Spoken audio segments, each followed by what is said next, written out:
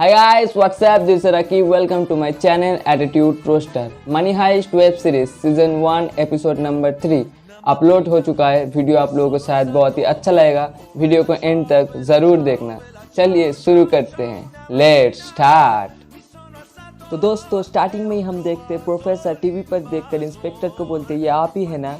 आप लोग क्या उनकी मांगे तुरंत पूरी कर देते हैं या फिर बहाना बना के कुछ टाइम मांग लेती है? वैसे ज़रूरी नहीं आप मेरे सवाल का जवाब दे, पर फिर इंस्पेक्टर इरिटेट होकर बोलती है कुछ केसेस के अलग प्रॉब्लम्स होते हैं। फिर प्रोफेसर चुप हो जाते हैं और वो इंस्पेक्टर बोलने लगते हैं वैसे हम टाइम तो मांगते हैं ताकि सिचुएशन को हैंडल कर सके और सब जल्दी से ठीक हो जाए। दूसरी तरफ पैसे फुल स्पीड पर छप रहे थे, हर घंटे 8 मिलियन यूरोज। नेक्स्ट सीन में दिखाया जाता है होस्टेजेस सो रहे हैं और हमारे हीरोज उन पर पहरा दे रहे हैं, और दूसरी तरफ प्रोफेसर भी कैमरा के ज़रिए सब कुछ देख रहे थे ताकि अगर कोई प्लान की माँ बयान करने की कोशिश करता है तो प्रोफेसर पहले ही सबको खबर दे सके।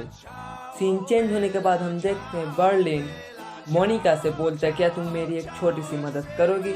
फिर हम देखते हैं वो लोग रॉयल मिंट स्पेन का गेट खोलते हैं और तभी पुलिस वाले अपने पोजीशंस लेते हैं वेपन्स के साथ, और फिर इंस्पेक्टर बोलता है ऑर्डर्स ना मिलने तक कोई कुछ नहीं करेगा। मोनिका अपना मार्क्स हटा लेती है और उसके हाथ में एक लेटर था। वो लेटर पढ़कर सबको सुनाती है मैं मोनिका गस्तम्बिदे एक हॉस्टेज हूँ और अंदर बहुत सारे हॉस्टेजेस मौजूद हैं। ये लोग हमारा बहुत अच्छे तरीके से ख्याल रख रहे हैं, हम लोगों को पानी दे रहे हैं, खाना दे रहे हैं।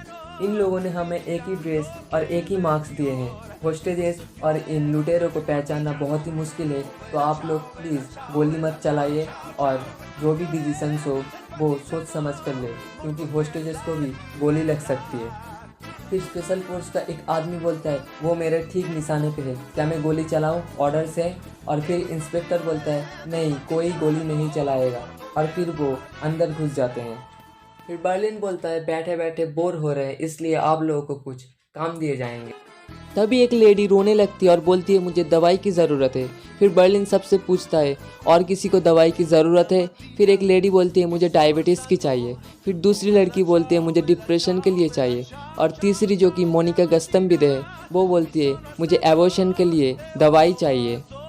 फिर बर्लिन बोलता है शाम तक आप लोगों को सारी दवाइयाँ मिल जाएंगी। एलिसन बोलती है घर वालों से बात करनी है, और तभी बर्लिन बोलता है हम आपको इंटरनेट यूज़ करने का परमिशन नहीं दे सकते, आप एक शॉर्ट वीडियो बनाइए, हम उसे आपके घर वालों तक पहुंचा देंगे। फिर सिलेक्ट किए गए लोगों को एक जगह ले जाया जाता है और मॉस्को बोलता है इस लाइन के अंदर से तुम्हें सुरंग खोदना होगा बिना रुके 160 फुट तक। फिर वो लोग सुरंग खोदने लगते हैं और दूसरी तरफ एलिसन पार्कर अपने फ़ोन पर वीडियो बनाती है, अपनी मम्मी पापा को संदेश देती है पापा मैं यहाँ पर बिल्कुल ठीक हूँ, इन लोगों ने मुझे कोई भी नुकसान नहीं पहुँचाया, आप लोग टेंशन मत करें। और तभी रियो बोलता है हम लोगों से डरने की कोई ज़रूरत नहीं, हम लोग काम ख़त्म करके चले जाएंगे। और तभी वहाँ पर टोक्यो आ जाती है। रियो एलिसन से बात कर रही थी इसलिए टोक्यो जेलेसी फील करके रियो से झगड़ने लगती है, और इस बात का फ़ायदा उठाकर एलिसन पार्कर फ़ोन ऑन करके अपने पापा से कांटेक्ट करने की कोशिश करती है, और तभी पुलिस वाले देखते एलिसन का फ़ोन ऑन हुआ है। फिर पुलिस वाले कैमरा को हैक कर लेते हैं और तभी रियो दौड़ कर आता है और फ़ोन को फेंक देता है, लेकिन रियो की तस्वीर कैमरा में रिकॉर्ड हो चुकी थी और पुलिस रियो की असलियत जान गई। नेक्स्ट सीन में इंस्पेक्टर रखेल मुरियो प्रोफेसर को फ़ोन लगाते हैं और प्रोफेसर फ़ोन उठाकर कहते हैं कितना गहरा रिश्ता है हमारा, मैं अभी आपके बारे में ही सोच रहा था। और फिर इंस्पेक्टर बोलती है हाँ रिश्ता तो होगा, ये चोर पुलिस का रिश्ता ही कुछ ऐसा होता है। फिर प्रोफेसर बोलते हैं इस चोरी से हमारे रिश्ते को ख़राब नहीं करना चाहिए, यही सही मौका है। फिर इंस्पेक्टर बोलते हैं कैसा मौका? फिर प्रोफेसर कहते हैं एक दूसरे को जानने का।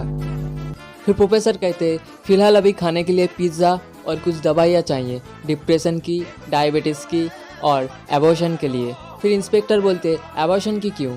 फिर प्रोफेसर बोलते हैं ये होस्टेजेस की मांगे हैं, सभी की अलग अलग पर्सनल प्रॉब्लम्स होती रहती है, तो इन सब के साथ या तो कोई कैमरा या माइक्रोफोन डालने की कोशिश मत करना, क्योंकि अंदर होस्टेजेस मौजूद है और आप शायद नहीं चाहेंगे कि उन्हें कोई तकलीफ़ पहुंचे। Thank you. इंस्पेक्टर बोलते हैं ये सब चीज़ें तुम्हें मिल जाएंगी, फ़िलहाल तुम अभी सरेंडर कर दो, क्योंकि अभी तुम्हारे एक आदमी का हम रिकॉर्ड निकाल चुके हैं। फिर प्रोफेसर बोलता है सच बताओ तो मुझे विश्वास नहीं हो रहा, फिर इंस्पेक्टर बोलते हैं ठीक है, मैं तुम्हें कुछ डिटेल्स देता हूँ। तुम्हारा वो आदमी हैकिंग में बहुत माहिर है और अभी भी उसके ऊपर एक केस जारी है। तुम्हारी सज़ा 16 से सीधा 8 साल हो जाएंगी, क्योंकि अभी भी किसी होस्टेजेस की जान नहीं गई, इसीलिए ये पॉसिबल है। अभी भी वक्त है, सरेंडर कर दो। ये बोलकर इंस्पेक्टर फ़ोन काट देती है। फिर प्रोफेसर बर्लिन को फ़ोन करते हैं और बोलते हैं उन्हें रियो के बारे में पता चल चुका है और ये काम किसी होस्टेज का है। फिर बर्लिन बोलता है आज्ञा दीजिए दोषी को दंड देने के लिए, अगर हम उन्हें डराएंगे नहीं तो वो ये कदम फिर से उठाएंगे। फिर प्रोफेसर बोलते हैं मतलब क्या है। फिर बर्लिन बोलते हैं एक को पकड़कर हलाल कर देते हैं। फिर प्रोफेसर बोलते हैं वो सब मत करो, तुम सिर्फ फ़ोन ढूंढो, और बोलकर फ़ोन काट देते हैं। नेक्स्ट सीन में अर्तरितो मोनिका गस्तंभिदे को बोलता है क्या तुम सच में अबॉर्शन करना चाहती हो? प्लीज़ तुम इस बच्चे को मत गिराओ, मैं बाप बनना चाहता हूँ, तुम इस बच्चे को पालो। ये सब बोलकर वो फिर बोलता है हमें पुलिस की मदद करना चाहिए। मेरे ऑफिस में कोट के जेब में एक मोबाइल फ़ोन है, पर पता नहीं मैं उसे ला पाऊँगा कि नहीं। फिर मोनिका बोलती है ठीक है, मैं वो फ़ोन लाऊँगी। फिर बर्लिन सबको बताता है हर कहानी में एक हीरो होता है, उसे लगता है उसके प्लान के बारे में किसी को नहीं पता। ठीक उसी तरह यहाँ पर भी एक हीरो है जो कि अपने फ़ोन से पुलिस को संपर्क करता है और रियो के बारे में सब कुछ बता देता है, और पुलिस रियो के बारे में सब कुछ जान चुकी है। और दूसरी तरफ दिखाया जाता है पुलिस वाले रियो की और डिटेल्स निकालने की कोशिश कर रहे हैं। फिर बर्लिन बोलता है चुपचाप वो फ़ोन हमें दे दे, वरना अंजाम बहुत बुरा होगा। फिर बर्लिन कहता है डेनवर इनके कपड़े उतारो। फिर रियो मोनिका को साइड में ले जाकर उसके कपड़े उतार देता है, और दूसरी तरफ बर्लिन एलिसन के कपड़े उतारने ही वाला था तब रियो आता है और बोलता है रुको बर्लिन, क्या हुआ है मैं जानता हूँ। रियो बोलता है मैं एलिसन से बात कर रहा था और तभी टोक्यो आ गई और वो जेलिस फील करके मुझसे झगड़ने लगी, और तभी एलिसन ने फ़ोन पर कुछ किया। तभी बर्लिन बोलता है फिर घूम फिर कर वही प्यार वाला मामला आ गया, तुमने गलती की है, सज़ा भी भुगतनी पड़ेगी। और तभी सामने हेलसिंकी आ जाता है और रियो भागने लगता है। फिर उसे उठाकर पटक देते हैं और फिर रियो की अच्छी से खातिर धुलाई होती है। दूसरी तरफ पुलिस वाले खाना और दवाइयाँ अंदर पहुंचा देते हैं और मोनिका बैठकर सोच रही थी कोर्ट से फ़ोन कैसे बाहर निकाले। बर्लिन डेनवर को दवाई देता है और बोलता है सबको दे दो, और यहाँ पर मोनिका बोलती है मुझे पानी पीना है। पानी लेके अपने हाथ से जानबूझकर गिराती है और उठाने के बहाने फ़ोन निकाल लेती है और अपने ड्रेस में घुसा लेती है। फिर डेनवर बोलता है तू बच्चे को प्लीज़ मत गिरा। फिर मोनिका बोलती है अर्तरी तो इस बच्चे को पालेगा, मैं नहीं गिराऊंगी। और बर्लिन बोलता है मैं ये सुनकर बहुत ही खुश हुआ, सच में, अब आप जाइए और दूसरी लड़कियों के साथ बैठ जाइए।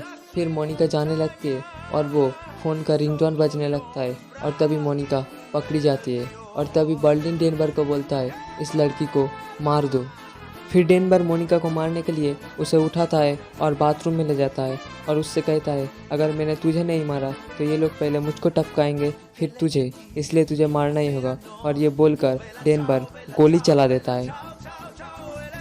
तो दोस्तों इस तरह से एपिसोड नंबर 3 खत्म होता है। वीडियो को लाइक कर दीजिए, शेयर कर दीजिए, और जो लोग नए देख रहे हैं यहाँ पर एक रेड कलर का सब्सक्राइबर बटन है, उसे दबा दीजिए, वरना फिर से मिलेंगे स्वाइप अप करते करते। तो मिलते हैं नेक्स्ट वीडियो पे। Bye bye, Tata.